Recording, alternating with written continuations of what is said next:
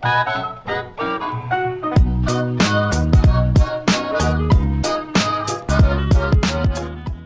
YouTube, my name is Nero. Today we have some more Call of Duty Modern Warfare Remastered, and have you guys ever wondered, what would it be like if Call of Duty were to do away with annual titles and instead have one continuously updated title? Activision CEO Eric Hirshberg recently came out with some comments on this because he was given that same question by GameInformer, who of course has been working very closely with Activision and Sledgehammer Games, covering Call of Duty World War II news and information. So the question was, will Call of Duty ever do away with annual titles and instead adopt a quote-unquote games as a service model like what we see with games like Grand Theft Auto Online, games that are continuously supported and updated with frequent patches and events? Eric Hirshberg responded, "I think in many ways it already is a game as service, in many ways one of the first. You have the same community that comes around from year to year. It doesn't have that continuous world with expansions and accomplishments that carry over from game to game, but it does have a very stable community. We've tried to find the right solution for each franchise individually, and Call of Duty really benefited from that annual innovation moment, that annual re-engagement moment. There's advantages and disadvantages to both. Sometimes it's hard to bring in a new player if they're, say, 3 years behind. I think there's more we could do to unify the player no matter what they're playing." Some very interesting comments there from Eric Hirshberg, and I would like to discuss them a little bit here in this video, but I'm going to try my best not to be super long-winded because I could go on for ages on this topic.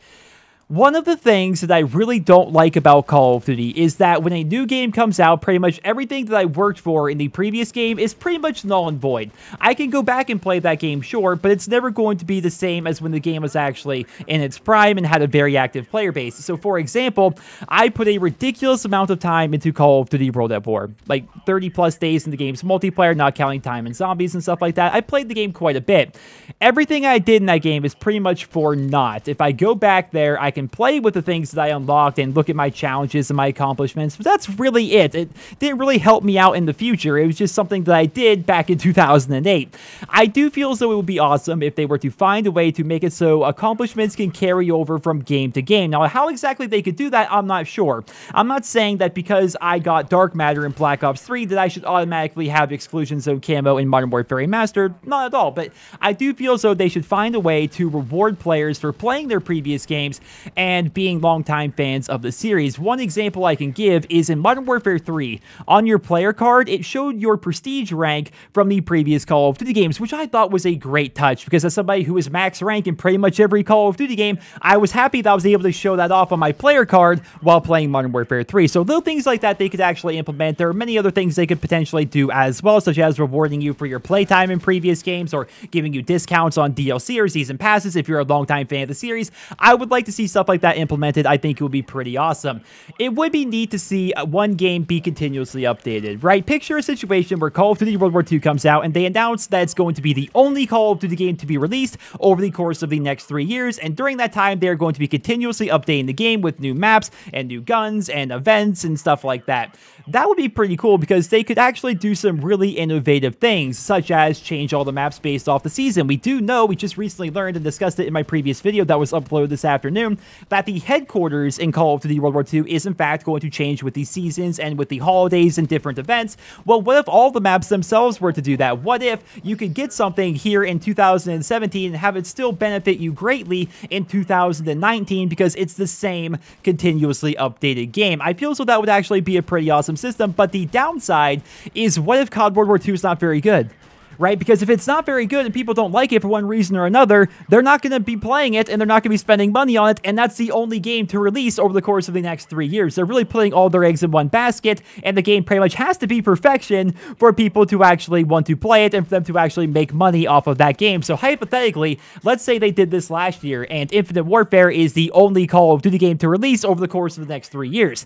I have a feeling that the Call of Duty franchise would be making a lot less money if that were the case, because Infinite Warfare isn't everybody's cup of tea exactly, and I feel as though they would lose a lot of their player base, because over the course of those 3 years they would go back and play the older games, but eventually they would try out a new shooter that came out over the course of that time, and potentially they would lose a lot of fans that way. So I'm not entirely convinced that there's exactly a right or wrong answer to this. I would like to see them actually implement it and give it a try though, and I feel as though Modern Warfare Remastered is the best way to do that. It's a game that's a remake of a game from 2007. They've already had a bunch of updates and events that have happened so far. I hope they continue to support support it over the course of the next couple of years, and we can see how that would work for the Call of Duty franchise. I feel as though just because a business model like the games as a service model works for Grand Theft Auto Online doesn't necessarily mean it's going to work that well for a game franchise like Call of Duty. I mean, GTA Online is like a living, breathing world essentially, whereas Call of Duty is not that. It's not a living, breathing world, but at the same time, you have games like Overwatch,